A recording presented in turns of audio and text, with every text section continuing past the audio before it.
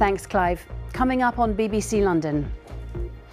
Gunned down in Stockwell, police name 16-year-old Nathaniel Burrell as the victim of yesterday's shooting, as the local community tries to come to terms with what's happened. Very sad. I know this little boy, watch him grow up as a good kid. Look how the kids them are killing each other. We get reaction to another killing of a teenager, also on the programme.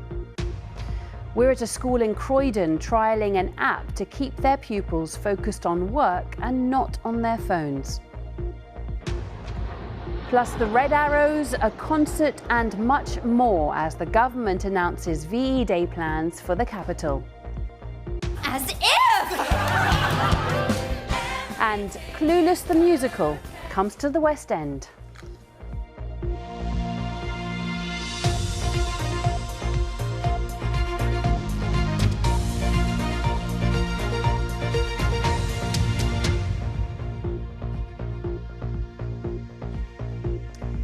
"16-year-old Nathaniel Burrell, the latest victim of youth violence in the capital. The teenager was gunned down yesterday afternoon in Stockwell. An eyewitness who spoke to the BBC said the teenager was shot by a person dressed as a food delivery driver on a moped opposite a primary school in what police have described as an enormously shocking incident. In a moment, we'll have analysis from our Home Affairs correspondent, Sonia Jessup. But first, let's cross to our reporter, Barry Caffrey, who's live at the scene with the latest. Barry. Well, Alice, it's been a very difficult, distressing day for people here in Stockwell as they come to terms with what happened yesterday afternoon. Neighbours and local people have been coming here all day to lay bouquets of flowers and cards near to where this happened, just near the block of flats just over my shoulder there. You might be able to make out a pop-up police station which has been erected within the past 2 hours, and a Section 60 order has been put in place for this entire area until 5 o'clock tomorrow morning to try to prevent any further serious disorder. My colleague Frankie trying to come to terms with the loss of a young boy from their community. The news still sinking in. 16-year-old Nathaniel Burrell shot dead yesterday afternoon. I'm really sad about it. Yeah, very sad. I know this little boy, watch him grow up as a good kid. Do you worry about this crime in this area? Yeah, because it'll get worse, because look how the kids them are killing each other. Jeff's wife ran to help the teenager. She heard the shots and went over to where the guy fell over, which is just around the corner. And she was there till he died. I think it was about 15 minutes. So I think they tried to help. They tried CPR. And a guy from a building site came down, but that's how long it took. Evidence markers now show where events unfolded. Eyewitnesses say the attacker approached the scene on a moped dressed as a delivery driver.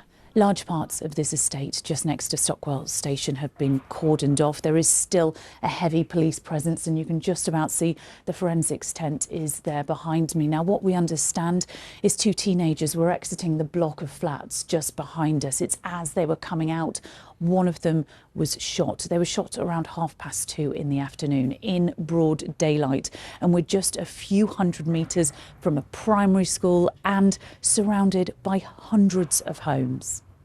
The homes of Nathaniel's neighbours, friends and relatives who continue to come and pay their respects just metres from where the 16-year-old was pronounced dead. Locals who now feel unsafe say more police should be in the area. This is something I constantly raise with both the Mayor of London and the Met Police Commissioner. We do need that visible policing locally. We will have that over the next few days, but ongoing.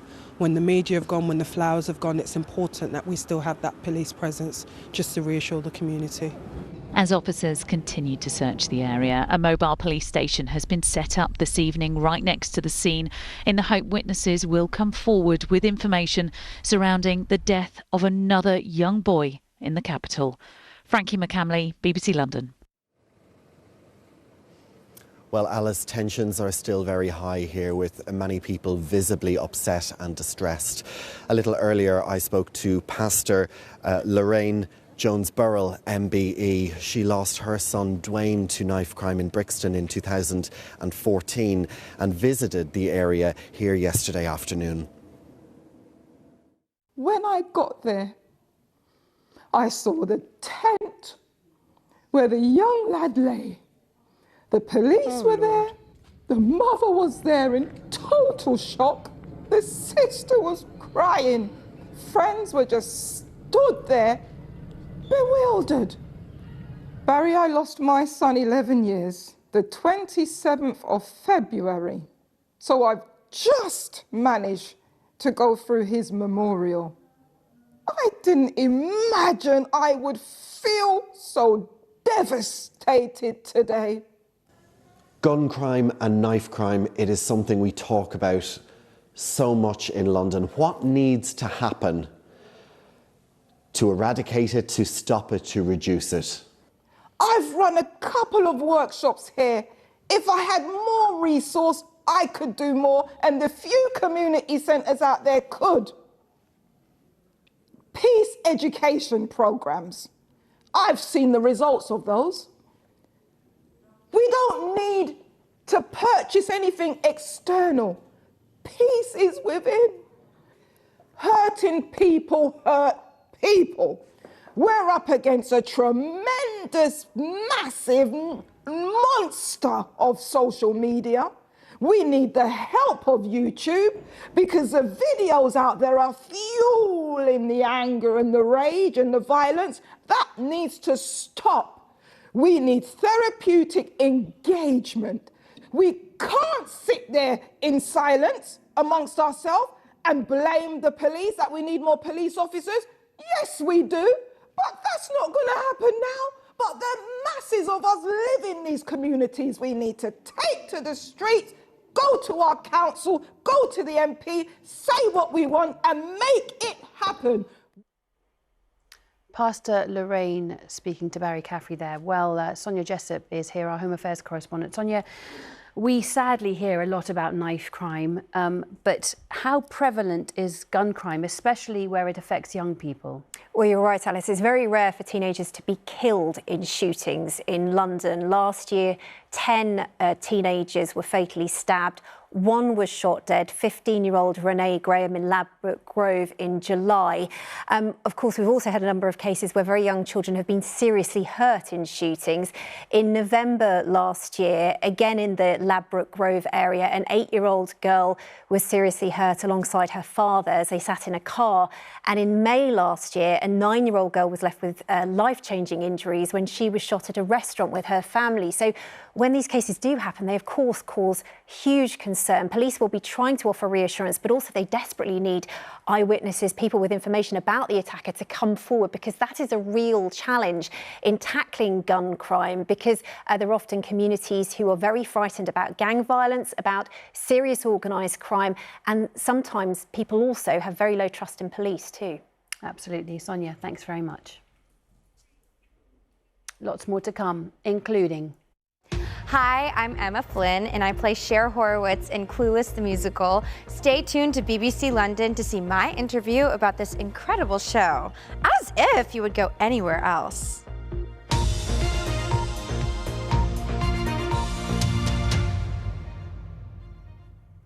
The extent to which we should restrict our children's access to smartphones is a very live issue at the moment, one that schools have been grappling with as well. Now, 3 schools in South London and Surrey are trialling an app which blocks social media, messaging and other apps on pupils' phones. Alpa Patel spent the morning at Meridian High School in Croydon to see how it's working. Because I'll be using powders and stuff, my to ban or not to ban? The pressing question for schools. The Meridian High School in Croydon has introduced the Blackout app. It blocks social media and web browsing, but not texts or calls. I feel like it's helped a lot more because when I was in class, say I got a ding, I feel like I would straight away go on my phone, and now it just don't distract me. Normally in class I would see people at the back on their phones and like trying to be sneaky, but now I don't really see people doing it anymore. I've seen more children talk to each other, and it's been easier to talk to other people because they're not on their phones. And it's only been a week, but what are you seeing? More conversation. So for us, that teaching children to be social again is really important. So we're seeing children talk to each other more and interact more. They're focused on their learning. So we've seen a noticeable difference, even in a short period of time, that they understand that they don't need to worry about the distraction of the social media because it's blacked out. Teachers here say they've seen a substantial drop in phone use. This is a pilot scheme being trialled with children in years 7 to 9 only and is optional for children. Why not a total ban? So for us, a total ban wasn't appropriate because we took into account our parent voice. And we understand that our parents want their children to feel safe and be safe travelling to and from school. Lots of children walk or get public transport. But some campaigners have concerns. I think this app is a step in the right direction. The question is, how is it going to be policed? Because, children can very easily delete it. Children have a very good way of getting around these things. We believe that all schools need to be smartphone free, and that means having no access to your smartphone whatsoever during the school day. This pilot involves 4 schools and 2,500 children. The head teacher here says she'll have data to look at from this pilot by Easter. Alpa Bittel, BBC London. Details about the way London is to mark the 80th anniversary of VE and VJ Day have been announced, which will include several of the capital's most recognisable landmarks. It'll be the 80th anniversary of Victory in Europe Day, when the Second World War finally came to an end. Chris Slegg can tell us more from an historic location. Chris. Yeah, Alice, HMS Belfast will play a part in these celebrations, and more on that in a moment. It is going to be a particularly poignant anniversary, this one, because it's likely to be the last significant anniversary where anyone who served in World War II will be able to attend. So 4 official days of celebration announced by the government today. I'll bring you a bit more detail on that in just a moment. But first of all, here's how another couple of places across the capital plan to mark the occasion. May 1945, joyous scenes throughout the capital and the country as Victory in Europe is declared. For the 80th anniversary, the National Army Museum in Chelsea is among those hosting special events. Our big thing is our VE Day dance. We usually do a dance on D-Day to celebrate the D-Day landings, but we've changed it this time for the 80th anniversary of VE Day. We've got the South London Jazz Orchestra in to play us classic hits, lots of Glenn Miller. And then we've got Swing Dance UK to teach people how to dance 1940s style. It's a big party. Then, as now, VE Day was about commemoration as well as celebration. Absolutely. I think if we look back to 1945, some of those kind of famous images of Trafalgar Square with masses of people from all walks of life, from seamsters to soldiers to young Princess Elizabeth doing conga lines and having a great time. But there were also plenty of people who were reflecting on 1945 and the war that had come beforehand as a time of kind of loss and sacrifice and all the challenges that Britain had faced in the 6 years of war up to that date. 10,000 people partied at Avenue House, the air raid headquarters for Finchley. Today known as Stevens House and Gardens, they're asking the public to visit and help recreate the photo 80 years on. On Sunday the 4th of May this year, we're holding a free event where we're encouraging as many people as possible to come to the gardens when we're hoping to recreate that picture. We would love to have anybody who knows anybody in the picture or anybody that might actually have been in the picture. Get ready for VE Day 2025 as London prepares to party like it's 1945. Yes, there'll be parties throughout the capital, throughout the country. Here's just some of what the government has announced today. On Bank Holiday Monday, the 5th of May, there will be a party aboard HMS Belfast. That will be the centrepiece as people are invited to organise their own street parties wherever they may be. There'll also be a flypast and a military parade in central London. On Tuesday, the 6th of May, the instalment of 10,000 ceramic poppies at the Tower of London, a stunning sight that we first saw in 2014. On Wednesday, the 7th of May, the Parliament Choir will perform a concert at Westminster Hall. And then on Thursday, the 8th of May, VE Day itself, 10,000 members of the public will be invited to attend a concert at Horse Guards Parade. There'll also be a service at Westminster Abbey. So plenty to look forward to across London as the capital prepares to celebrate and honour the memory of those who gave the ultimate sacrifice to bring victory to Europe 80 years ago today. 80 years ago, rather, this year. Alice. Absolutely, Chris. Thank you very much. Let's take a look at some of the day's other news now. Footage has been shown in court of Kyle Clifford in a gym in Enfield the morning before he went on to murder his ex-girlfriend Louise Hunt, her sister and her mother at their home in Bushey last year. CCTV also showed him at a garden centre and DIY store in the days leading up to the attacks on the 9th of July. The 26-year-old has admitted the murders, false imprisonment and possession of an offensive weapon, but denies rape. 2 teenage boys have been arrested after a video circulated online showing a heavy seat being thrown from the 3rd floor of Stratford Westfield shopping centre. It narrowly missed shoppers on the ground floor. The Met Police says the 14 and 16-year-olds were arrested on suspicion of criminal damage and remain in custody. And the future skyline of the City of London has been visualised in new computer-generated images. They depict how the skyline is likely to look in the coming years once planned new buildings are completed.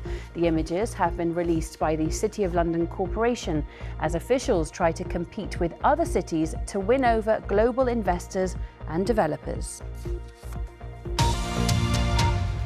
This week, we're looking at the changing face of London and the history of migration. 2,000 years ago, the Romans settled here and established the city, bringing with them a diverse population from throughout the empire. Our reporter Nikki Ford's been looking at how London became home to people from all over the world. The City of London, a global city with roots dating back 2,000 years. To explore some of this history, I met up with Panikos, a professor of history, to help explain. Before the Romans came to London, there wasn't any urban settlement, and the area where we're standing now is one of the key thoroughfares of Roman London. The term multiculturalism, which we understand today, is something he says came from the Romans. If you think about London from its birth, it's constructed by invaders stroke migrants, whatever you want to call them, but you know, essentially they're migrants, and you know, they construct this multicultural city. From the Normans in 1066 to the Jewish community and the Irish and the Italians coming from Lombardy, giving Lombard Street its name, all have come to London to trade, to seek refuge or their fortune. This is Spitalfields. For 300 years, it has been a staging post where new immigrants have lived for a couple of generations before moving on to become settled citizens. But by the 17th century, we see the biggest group, the Huguenots, who set up as weavers in Spitalfields. They would have been master weavers and silk merchants and that kind of people, quite probably well-to-do people in this area. You can notice that the windows at the top would have been probably where there would have been a loom. They would worship as French Protestants at this building, which dates back to 1743. But they moved on 150 or so years later, and the building became a synagogue. By the 1890s, you had your next big wave of immigration, which is Jewish, from Eastern Europe. So from Russia and Poland, following the pogroms in Eastern Europe. They were persecuted and they came here. Many remained there until the 1970s, when the synagogue became a mosque, home to the next community of Bangladeshis. The place of worship, a constant amidst an ever-changing population. You're always reminded, you know, of different lives and different people that lived here before. Nikki Ford, BBC London. Now, love them or hate them, it's fair to say that pigeons are much maligned. From pecking around your feet to being described by some as flying rats. But a group of volunteers is patrolling the streets of London to try to ease a condition many pigeons face called string foot, where string or human hair gets wrapped around their legs. Simran Sohal explains. Love them or hate them, pigeons are everywhere in this city, but what you may not know is that many pigeons suffer with a condition called stringfoot, and a volunteer group in London helped to treat that. Stringfoot is where pigeon feet become entangled with foreign matter, like string or hair, which can cut into their feet, causing their toes to get infected, or even fall off. He has a wound here that is clearly bothering him. Unfortunately, I can't restore a perfectly healthy foot to him at this stage, but if I remove the hair, it stops it getting tighter. So at least if we remove this today, we can halt the damage to his foot. Jenny and Jacob are part of the London Pigeon Rescue. They set out every week to treat pigeons that suffer from the condition. This is something, human hair mainly, and small thread, the wool thread. With tweezers, scissors and disinfectant at the ready, the team put a lot of care into treating the birds. Before I start de-stringing him, I just want to spray it. First of all, it will loosen the string a little bit so it's easier to remove. So I don't want to just start yanking with my tweezers because I'll just tighten the knots and create more damage, because when I take the string out of his foot, it's going to open up the skin. And then we want to try as much as possible not to introduce any bacteria into those openings that I've created by removing the string. The group share their rescues on social media, where the response is overwhelmingly positive. But in real life, the reaction is not quite the same. People who love other animals, with pigeons, they've somehow stopped seeing them as animals, as sentient creatures. They just see them as part of the scenery, like they're objects. They seem to have forgotten that they're little living, breathing creatures. They feel pain, they have families, they have feelings, you know. You don't have to love them like I do, but there's no reason to be hostile towards them. They're just trying to survive. Simran Sohal, BBC London. Now, the 90s film Clueless, based on teen life in a Beverly Hills high school, has been turned into a musical, the latest blockbuster movie to be adapted for the stage. It features a brand new soundtrack by the award-winning artist KT Tunstall, and Thomas McGill has been speaking to her and the cast. From Beverly Hills to the West End, Cher, Dion and T are back. 30 years after hitting the big screen and long before most of this cast were born. And yet, it was the dream role for Emma Flynn, who plays Cher. I knew about Clueless, like, since practically I was born. I grew up watching Clueless. My mom was obsessed with Clueless. I also have 5 little sisters, and so we'd all watch the film together with my mom, and we just, like, all loved it. Based loosely on Jane Austen's novel Emma, the story will be familiar, but not the music. That's been written by the singer-songwriter KT Tunstall, her first flurry into musical theatre and a chance to do something truly different. As a solo artist, I don't get to do that kind of large-scale collaboration, and so it's a huge undertaking to take a genius piece of filmmaking that's universally adored and then add this very new factor to it of where you're basically asking people to hear things they've never heard before, paired with something they're very familiar with. Girlfriend! The movie was released at a time when LA was under fire.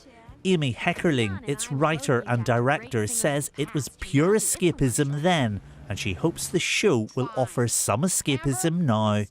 There were riots in LA, there was a lot of racism, there was an entirely different world happening in LA than what I put in Clueless. It never was relevant, it was my fantasy. Well, this is the latest blockbuster movie to be adapted for the stage, and there are currently loads in the West End at the moment. From this to this 80s classic, Back to the Future. And there's many more. So is this producers running out of ideas or delivering what audiences want? I think it would be wrong to say that West End shows can't also be audacious or ambitious if they're based on films. You know, look at something like Back to the Future. They managed to fly a car into a West End auditorium. I know every word, and yeah, it was spot on, like, did not disappoint. I mean, I think it's just a nice way to build on the nostalgia of those films. Clueless the Musical is on until September at the Trafalgar Theatre. Thomas McGill, BBC London. Okay, time for a look at the weather now with Louise, who's here. Hello. Plenty to sing about with the weather at the moment. The birds are tweeting their heads off in the first thing in the morning. It might be cold and frosty, but we've had lots of blue sky and sunshine. This was first thing this morning into the afternoon. Just look at the City of London. Absolutely perfect. Now, as we go through the night tonight, things are going to start to change. It's not going to be too bad, but certainly it's not going to be quite as cold and as frosty. One of the reasons being the breeze picking up as well. Now, there's a little bit of fog down to the south. Hopefully that should stay away because of the strength of the wind, but it's a southerly wind. It'll prevent temperatures from falling below freezing. It's still chilly start, around 1 or 2 degrees outside of London. But as we go through the morning, plenty of sunshine. Now, the breeze will freshen, a stronger southerly. That is going to drag in milder air. It'll also drag in a little bit of fair weather cloud into the afternoon, but temperatures around 15 degrees. So all in all, another pretty perfect day. Now, as we move out of Thursday into Friday, there is a weather front starting to push in from the west. Now, it's not going to bring too much in the way of rain, but there is the potential for some showery outbreaks on and off throughout the day. A little bit erratic. Hopefully you'll manage to dodge them and some sunny spells will come out, but it's not going to be the glorious clear blue sky and sunshine that we've seen in recent days. But still, those temperatures on the mild side for this time of year, 13 to 15 degrees. Low pressure trying to push in from the southwest for the start of the weekend. At the moment, it looks as though London is going to fare quite nicely. And again, still the wind direction coming from a southerly or southeasterly direction. And so that means it will be still a pretty mild weekend. So if we do dodge the rain, we keep that sunshine, we could see highs of 16 degrees, 61 Fahrenheit. Hopefully you can make the most of it because it's going to get noticeably cooler and cloudier as we go into next week. There you go, Alice. That's a shame. Never mind. Thanks, Louise. Well, that's about it from me. We'll be here later with our 10:30 programme, and of course there's plenty more on our website. But for now, from all of us here, whatever you're doing, do have a lovely evening. Bye-bye.